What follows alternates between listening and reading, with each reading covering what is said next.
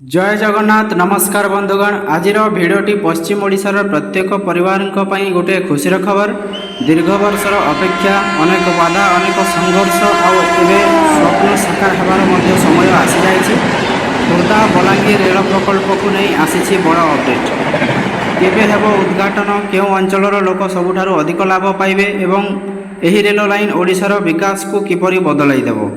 तो यही सब प्रश्नर उत्तर आज भिडियो मिलिबो। तेणु भिडियोटा को बिना स्किप करी शेष पर्यंत निश्चय भाव में देखंतु एवं भिडियो नुआ थे भिडियोटा गोटे लाइक करंतु, चैनल को सब्सक्राइब करी रखंतु। तो चलंतु डेरी न करी भिडियोटा को शीघ्र स्टार्ट करिनेबा।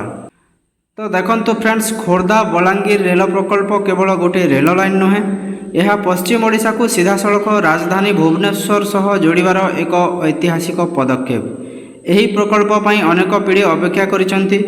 बहु लोक आंदोलन करिसंती मध्य दाबी उठाइसंती एवं शेष में आज सही स्वप्न पूरण होगाकू जाउछि।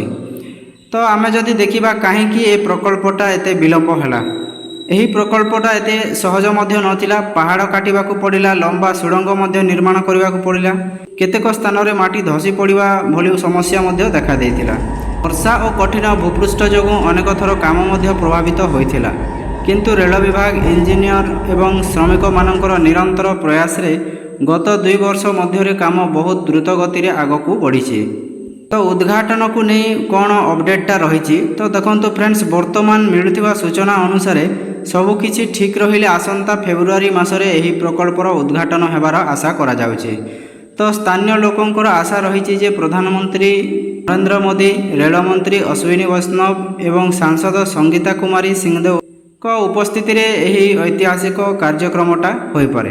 तो मन रखंतु यह गोटे आशा करा जाउथिबा समय सीमा रही। सरकारक पक्षरु चूड़ांत घोषणा आसिबा परे ही तारीखटा निश्चित हेबो।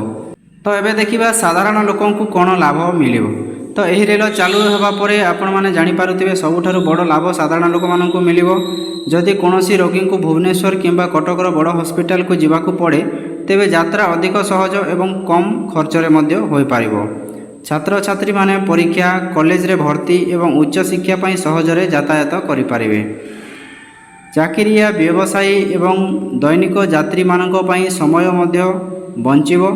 अल्प आयर परिवार माने राजधानी को जाई सही दिन ही फेरी आसी पारिबे।